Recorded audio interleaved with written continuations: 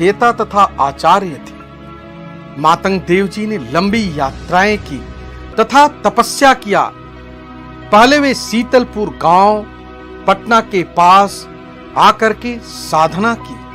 वे गुजरात भी आए। वापस वे हिमालय के क्षेत्रों की यात्राएं की। कंदराओं गुफाओं में बैठ के तपस्या किया। हिमाचल प्रदेश में भगवान शंकर अंचलेश्वर महादेव की पूजा की। नेपाल के अनेक क्षेत्रों में भ्रमण किया। यहाँ से वे तिब्बत भी गए और वहां भी उन्होंने तपस्या की।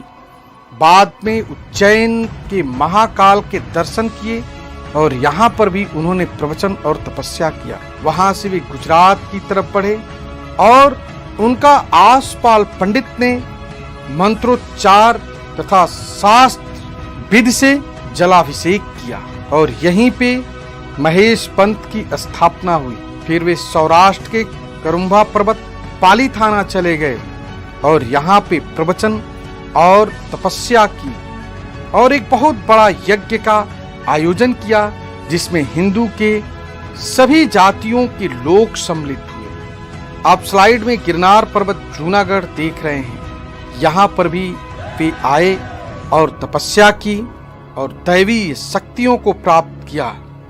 संसार में भविष्य में क्या घटनाएं होंगी, संसार का प्रारूप कैसा होगा, उन्हें यहाँ पता चला और उन्होंने अपने ग्रंथ में इसका विस्तार से वर्णन भी किया है।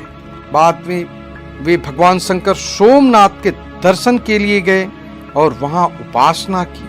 अब उनके सामने भारत देश के अधिकांश राजा महाराजा नतमस्तक थे और इनसे ज्ञान प्राप्त करते थे।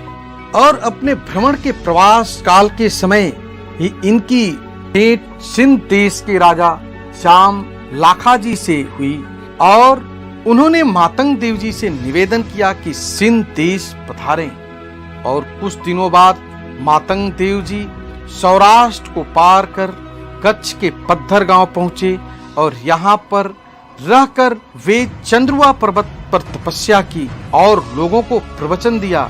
साथ ही साथ उन्होंने व्यावहारिक ज्ञान जैसे कृषि यंत्र कैसे बनाया जाए, औषधियों का ज्ञान, समाज के सुधार तथा कुरीतियों को खत्म करने का अभियान चलाया। जाम लखा जी अपने 2 पुत्र आडोजी तथा जीओ जी को कच्छ भेजा और मातंग देव जी को वे लोग आदर सहित